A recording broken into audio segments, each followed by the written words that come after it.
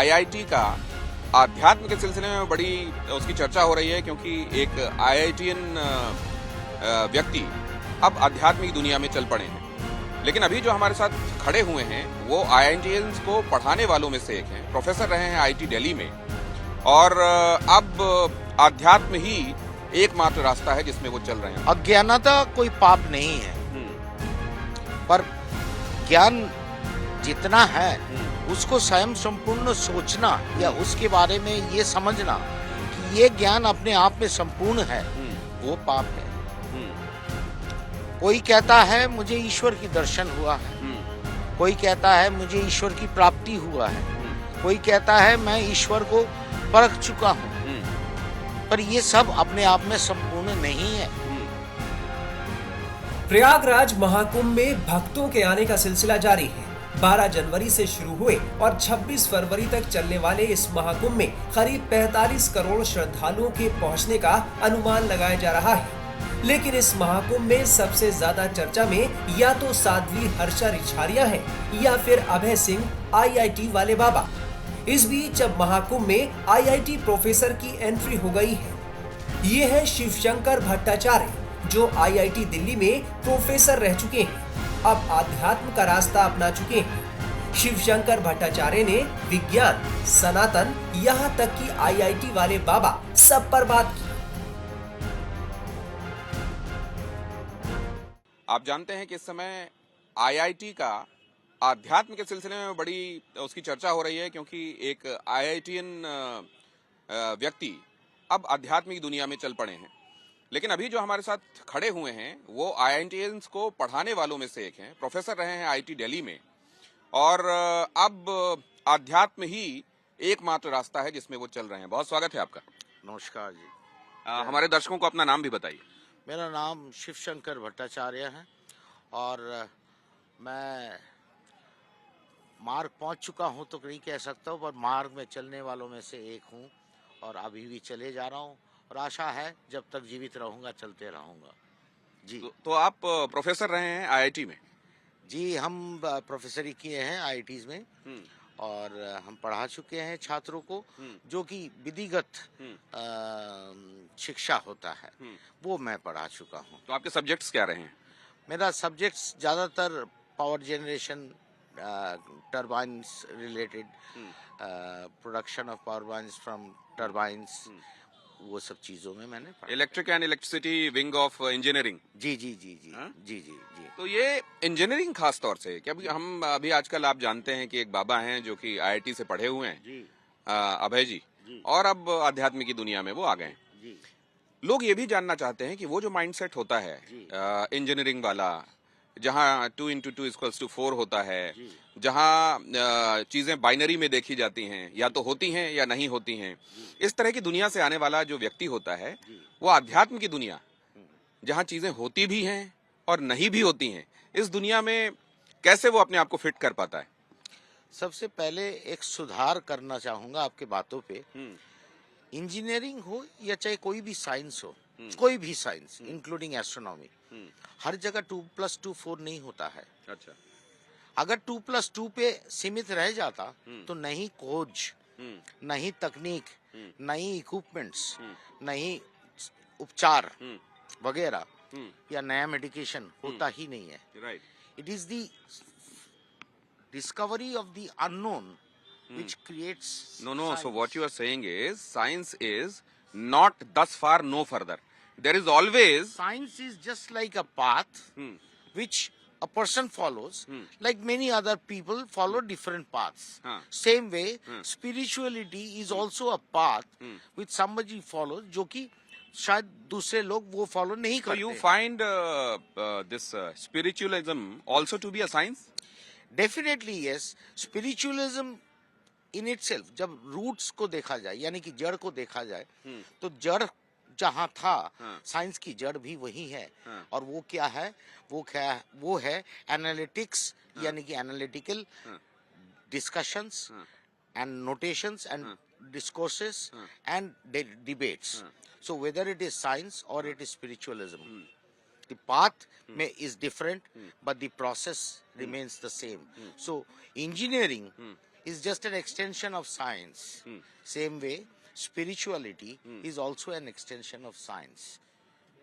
तो ये जो कहते हैं कि युग सहस्त्र योजन पर भानु लीले उताहि मधुर फल जानू जब कहा जाता है जी तो तभी ये पता था कि यहाँ से धरती से सूर्य की दूरी कितनी है जी। और न जाने हमारे मनीषियों ने कौन कौन सी वो गणनाएं पहले ही कर ली जी। जो विज्ञान अभी तक करने में सक्षम नहीं हुआ है। इस लिहाज से आप देखते हैं तो क्या पाते हैं? देखिए, ऐसा है, अज्ञानता कोई पाप नहीं है, पर ज्ञान जितना है उसको स्वयं संपूर्ण सोचना या उसके बारे में ये समझना कि ये ज्ञान अपने आप में संपूर्ण है, वो पाप है। कोई कहता है मुझे ईश्वर की दर्शन हुआ है, कोई कहता है मुझे ईश्वर की प्राप्ति हुआ है, कोई कहता है मैं ईश्वर को परख चुका हूँ, पर ये सब अपने आप में संपूर्ण नहीं है। एक आईआईटी के प्रोफेसर कैसे आध्यात्म की तरफ आए, क्यों ये कदम उठाया, खुद उन्हीं से जानिए। तो प्रोफेसर भट्टाचार्य जी, मुझे प्रोफेसर मत कहिए। नहीं, मैं जानना चाहता हूँ प्रोफेसर भट्टाचार्य जो हैं वो कब उन्होंने ये तय किया? क्या पूजा पाठ आपके घर में शुरू से होता रहा और क्या वो रिचुअल्स पहले से आप उनको फॉलो करते रहे जो आखिरकार आध्यात्म की मंजिल की तरफ ले जाती? जी, इसके विषय में बताना चाहूंगा, हमारा 7 पीढ़ी पहले से ही 7 पीढ़ी पहले से ही माता की साधना में, माता की पूजा में, हमारी घर में तो ये ब्राह्मण की टोल चलता था। माता महाकाली की पूजा? जी जी, ब्राह्मण की टोल चलता था और ब्राह्मण की टोल चलने के नाते हमारे पूर्वज जो थे वो सारी ज्ञानी पंडित थे और वंशधारा के अनुकूल मैंने भी पूजा पाठ से अपनी जिंदगी शुरू किया था, पर ये हमारी प्रोफेसर होने के बाद की बात नहीं है। जब मैं 8 साल के थे तब से था, तब तो से वहाँ वो बीज पड़ गया जो बाद में प्रस्फुटित हुआ, पल्लवित हुआ। लेकिन आपने फिर ये तय कब किया कि अब जिस दुनिया में आप हैं उसको अब नमस्ते करना चाहिए और अब अध्यात्म की राह में चलना चाहिए? देखिए, सबसे पहली बात तो एक शोधन कर दूं, मैं उस दुनिया को नमस्ते नहीं किया है। अच्छा। उस दुनिया को मैं इज्जत करता हूं और आज भी करूंगा और आगे भी करता रहूंगा। और उस दुनिया को के बारे में भी यदि कभी बातचीत होता है मैं तब हिस्सा जरूर लेता हूं, पर मेरी मूल जो समय है वो केंद्रित हो चुका है इस वक्त आध्यात्मिक और साधना और सोच। तो परिवार है आपका? जी, मेरा एक ही पत्नी है। मैं बंगाली होने के नाते मुझे अब तक हिंदी में माहिरत हासिल नहीं हुआ, क्योंकि कुछ बातें हमें भी समझ में नहीं ये आप इसको स्लिप ऑफ टंग ही कहें तो अच्छी बात है, वरना अगर आपका पता उनके पास है तो आपको पकड़ कर ले जाएंगी कुम से बाहर। नहीं। एक ही कह रहे हैं। अच्छा, तो बहरहाल तो घर में आपकी पत्नी है, बच्चे हैं? जी, बच्चे हमारे सेटल्ड है विदेश में और वो अपने अपने जिंदगी जी रहे। तो आप सबसे टच में हैं? जी, मैं व्यक्तिगत रूप से अपने बेटे से टच में नहीं हूँ, पर बेटी से टच में हूँ और मेरी धर्मपत्नी जो है दोनों के टच में है। उनसे टच में नहीं रहने की कोई वजह? वो संपूर्ण व्यक्तिगत कारण है, उस पे मैं ज्यादा अच्छा, ठीक है, वो अध्यात्म से जुड़ा हुआ नहीं है। मतलब आपने कोई ऐसा नहीं है कि आपने अपने परिवार में कुछ लोगों को त्यागा है या परिवार को त्यागा? ना मैं आज तक त्यागा, ना मैं कभी त्यागूंगा। क्योंकि अच्छा, ये बताइए, अभी कुछ मेरे ख्याल से 1-1.5 साल पहले भी मिले थे।